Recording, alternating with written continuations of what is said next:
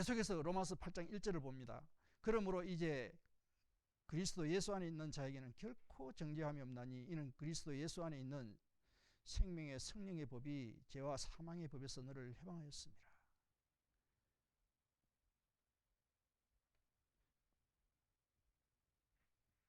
이 문제를 우리는 예수 그리스도 안에서 해결받습니다.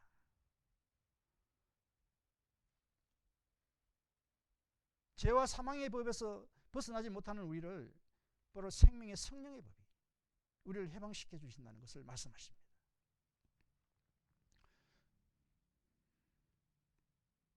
예수 그리스도께서 십자가 구속 사역으로 그 공로로 인하여 우리에게 제사함을 주시고 우리는 그 대속함을 믿는 믿음으로 또 성령을 받습니다. 성령이 우리 안에 그 죄성을 제압하심으로 인하여 사단이 더 이상 우리에게 활동하지 못하도록 막습니다. 그리고 우리는 성령이 주시는 해방과 자유함을 누리게 된다는 것을 말씀해 주십니다.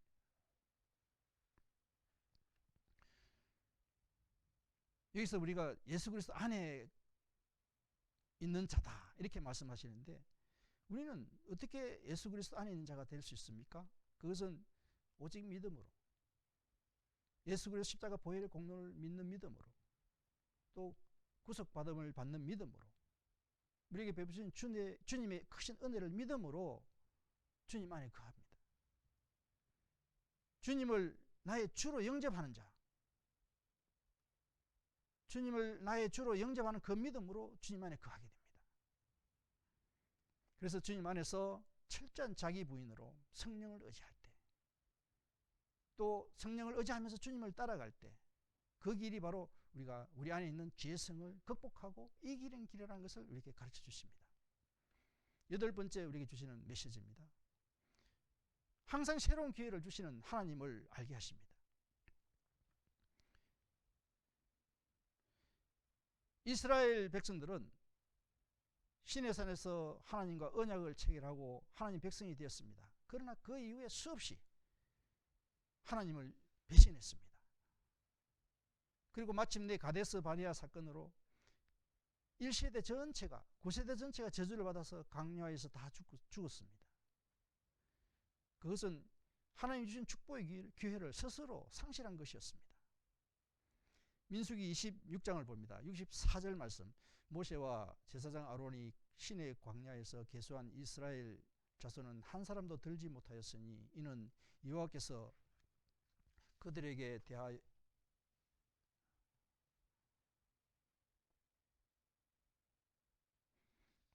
대하여 말씀하시기를 그들이 반드시 광야에서 죽으리라 하셨음이라. 이러므로 여분의 아들 갈렙과 눈의 아들 여호수아 외에는 한 사람도 남지 아니하였더라.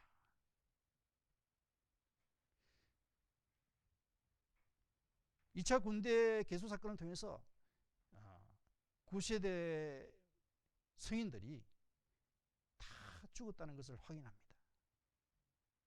9세대들이 그들이 징계를 받은 이유가 뭡니까? 모세를 통해서 하나님 주신 계시, 가나안 땅에 대한 언약, 그것을 불신했던 것입니다. 그리고 모세를 대적했기 때문에 광야에서 죽어갔습니다.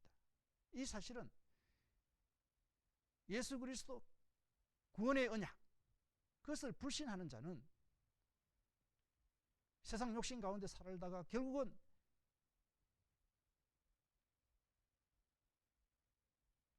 멸망당할 것이라는 것을 경고하는 그런 메시지입니다. 우리가 세상 욕심에 빠져서 영원한 나라의 소망을 저버리고 살아가면 결국은 구원을 받지 못하고 멸망당한다는 것을 우리에게 경고하는 그런 메시지입니다.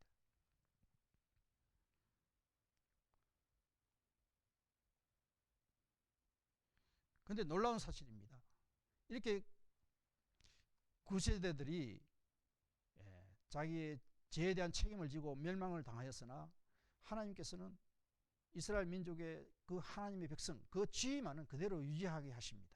그리고 새 세대를 세워서 새로운 기회를 주십니다. 민수기 26장에 보면 다시 군사 개수 2차 인구조사하는 내용이 나옵니다. 연병 후에 여호와께서 모세와 제사장 아론의 아들 엘르아살에게 말씀하여 이르시되 이스라엘 자손의 온 회중의 총수를 그들의 조상의 가문을 따라 조사하되 이스라엘 중에 20세 이상으로 능히 전쟁에 나갈 만한 모든 자를 계수하라 하시니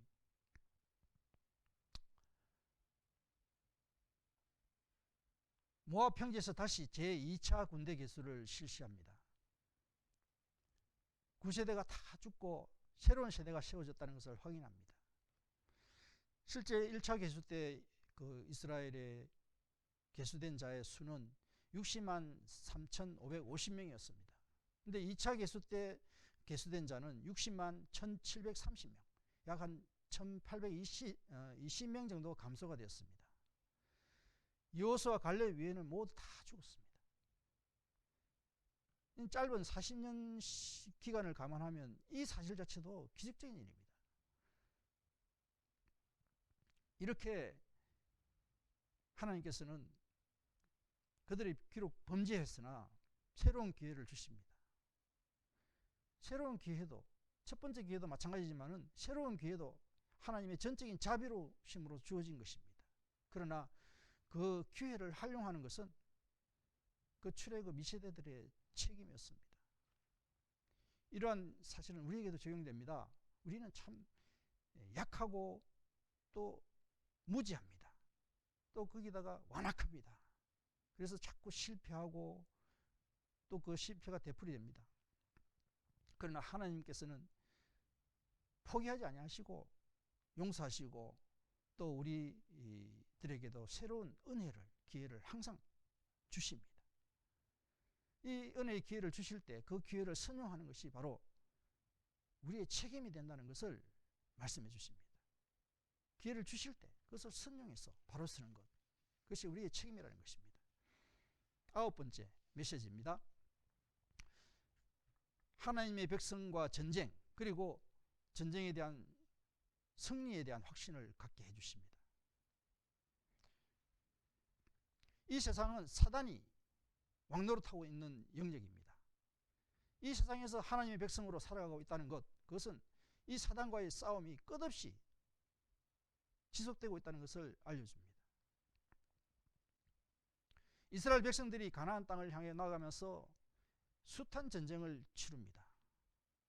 이 사실은 우리 성도들이 약속의 땅 천국을 향하여 나아갈 때 역시 숱한 방해와 도전에 직면할 수밖에 없는 현실인 것을 상징하고 있습니다. 우리 성도들의 삶 속에서도 치열한 영적 전투가 지속되고 있다는 것을 우리에게 알려주십니다. 이 싸움을 할 때 승리하는 비결을 우리에게 가르쳐 주십니다. 이스라엘이 하나님 없이 스스로 힘으로 싸울 때는 비참한 패배를 당합니다. 그 사례가 민수기 14장에 기록되어 있습니다. 12명 정탐꾼의 그 보고를 받습니다. 부정적인 보고를 듣고 그 땅의 거민들이 너무나 강하다고 보고하는 그 내용을 듣고 절망합니다. 원망 불평합니다. 우리를 어째서 이곳으로 데리고 와서 우리를 다 죽게 만드느냐. 불신하는 거죠. 하나님을 불신하는 겁니다. 경노하신 하나님께서 다시 그들에게 명령합니다. 너희는 이 상태로 불신의 마음으로 가나안 땅에 들어갈 수가 없다. 그래서 홍해길을 다시 따라서 남쪽으로 내려갈 것을 명령합니다. 그 말을 듣고 이스라엘 백성들은 자신들이 하나님께 범죄했다는 것을 깨닫고 뒤늦게 싸울 것을 다짐하고 자신의 힘으로 싸우겠다고 나갑니다. 그 내용이 민수기 14장 40절에 기록되어 있는데 잠깐 봅니다. 모세가 이르되 너희가 어찌하여 이제 여호와의 명령을 범하느냐.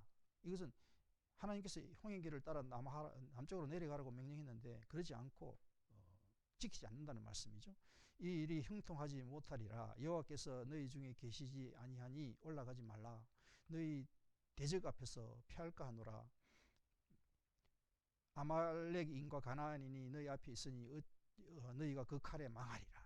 너희가 여호와를 배반하였으니 여호와께서 너희와 함께 하지 아니하시리라.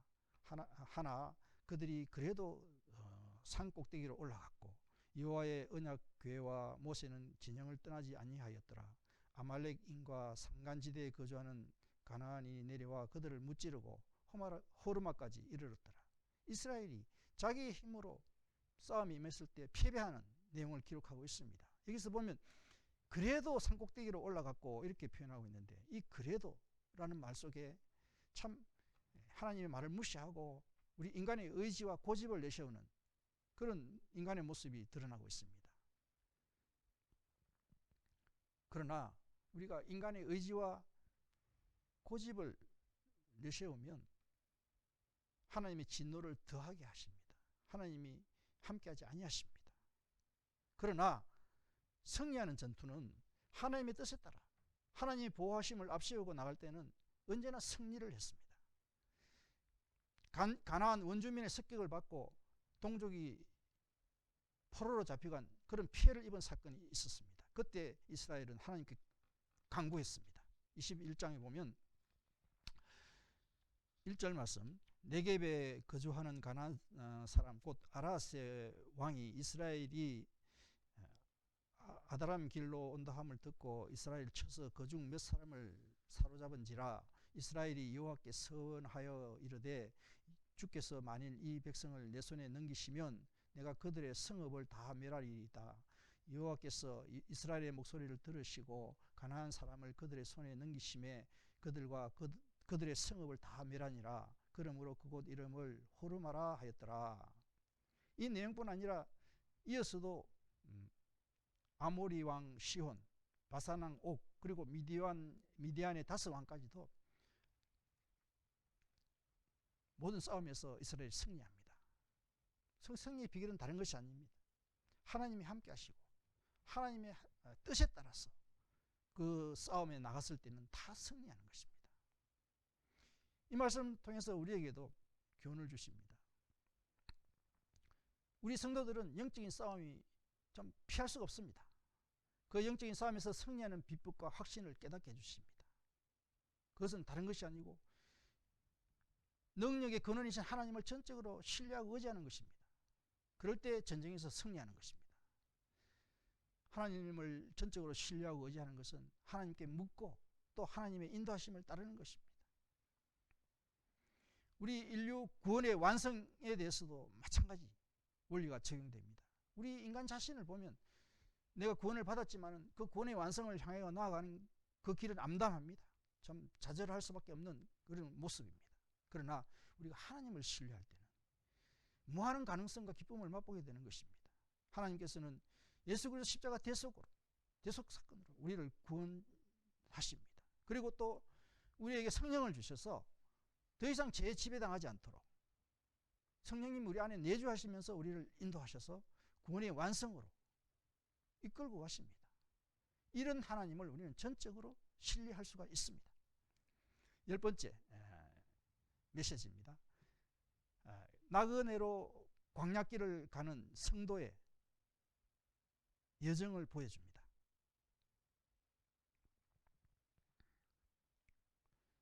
이스라엘 백성들은 가나안 땅을 향하여 갔죠. 그런데 우리 성도들은 하나님 나라로 향하여 가고 있습니다. 이스라엘의 출애굽 여정은 그야말로 광야 같은 세상을 나그네처럼 살아야 하는 모든 성도의 인생 여정의 축약판입니다. 민수기 3장에 보면 이스라엘의 광야 여정의 그 기록이 있습니다. 광야를 출발해서부터 마지막까지 그 내용을 한번 잠깐 보면 3장 2절부터 모세가 여호와의 명령대로 그 노정을 따라 그들이 행진한 것을 기록하였으니 그들이 행진한 대로의 노정은 이러하니라. 첫째 달 15째 날에 람셋을 떠났으니 곧 유월절 다음 날이라. 이스라엘 자손이 애굽 모든 사람의 목전에서 큰 권능으로 나왔으니 애굽인은 여호와께서 그들 중에 치신 그 모든 장자를 장사하는 때라. 여호와께서 그들의 신들에게도 벌을 주셨더라. 요단강가 모압 평지의 진영이 벤여시 모데서부터 아벨시딤에 이르렀더라. 이렇게 해서 49절까지 모압 평지에 도착하는 여정들이 쭉 기록이 되고 있습니다.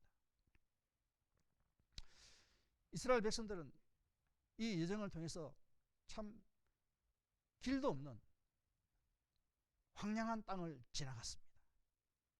그러나 그 길은 하나님의 명령으로 가나안 땅을 향하여 나아갔기 때문에 결코 무의미한 길이 아니었습니다.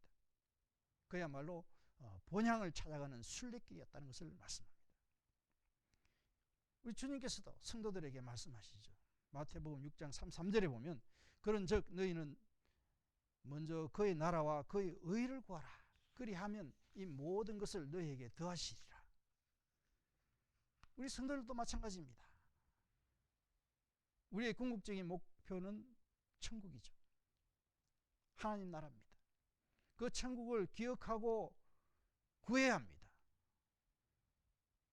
천국을 기억할 때만이 우리 인생의 매 순간순간이 천국을 향하여 나아가는 보람찬 인생이 될 수 있다는 것입니다.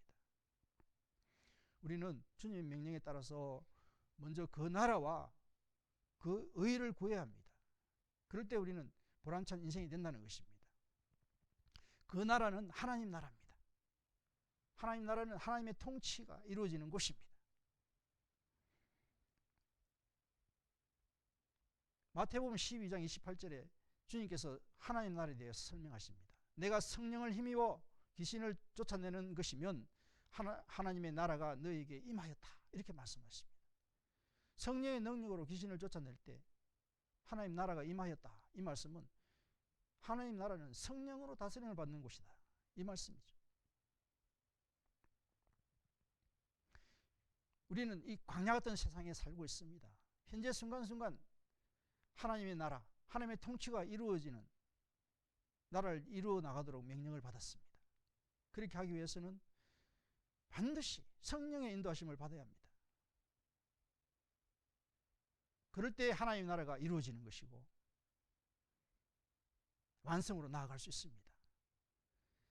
십자가 대속의 믿음, 그것을 바탕으로 성령을 구할 때 성령이 우리 안에서 하나님 나라를 이루시는 것입니다. 그렇기 때문에 우리 성도님들은 자신이 먼저 성령을 구해야 합니다. 그럴 때 하나님 나라가 내 안에서 이루어지는 것입니다. 11번째 메시지입니다. 축복의 분배에 대해서 확신을 가지게 하는 말씀을 주십니다. 이 민수기 후반부에는 가나안 정복 후에 가나안 땅의 분배에 대해서 하나님이 지시하는 내용이 포함되어 있습니다.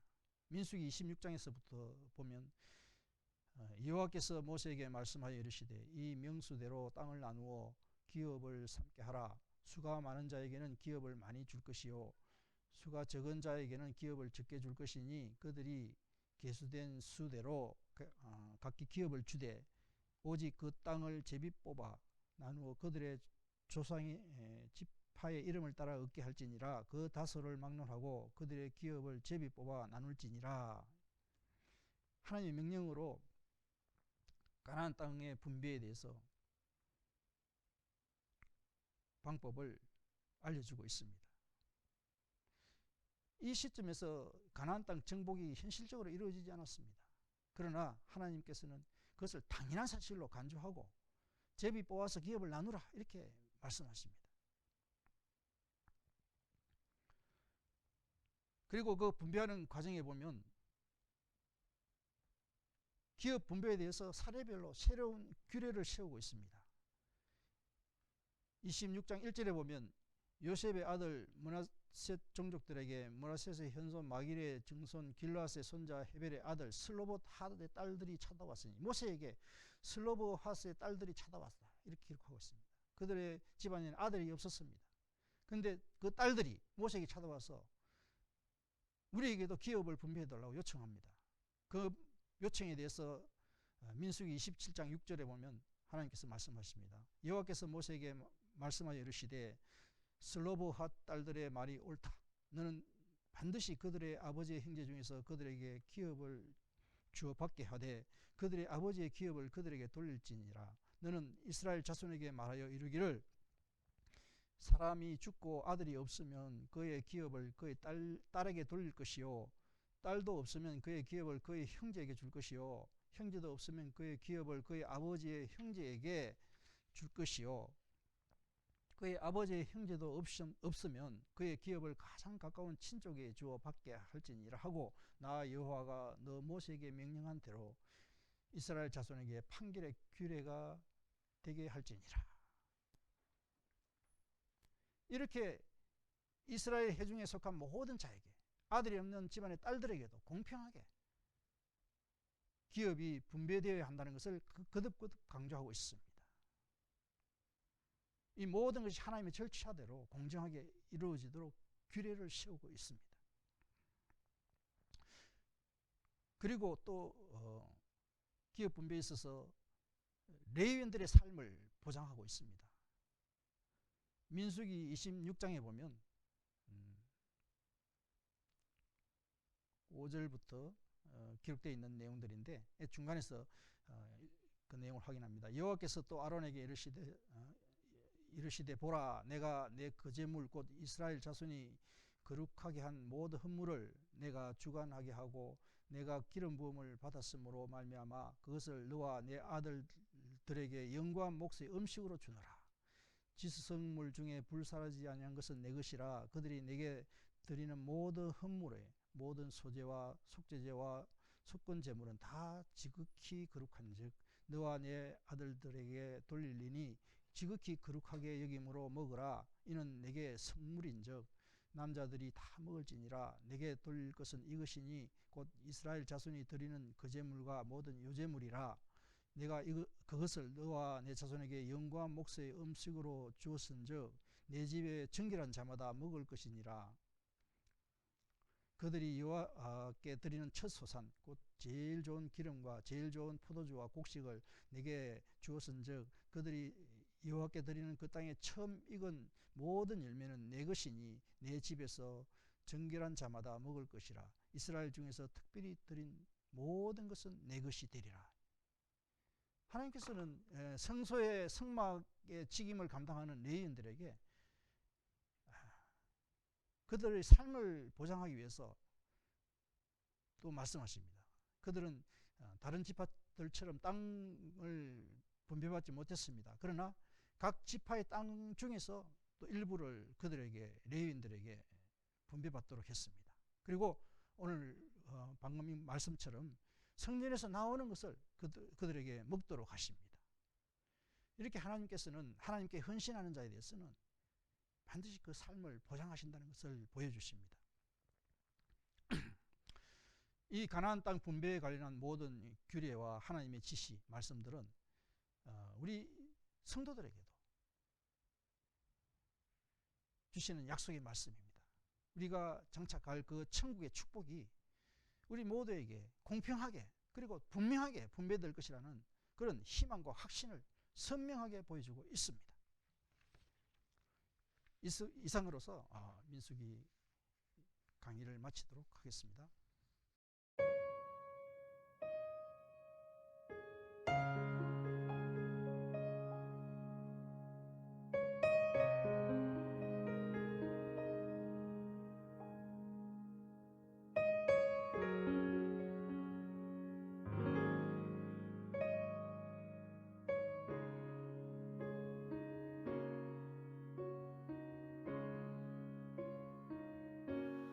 십자가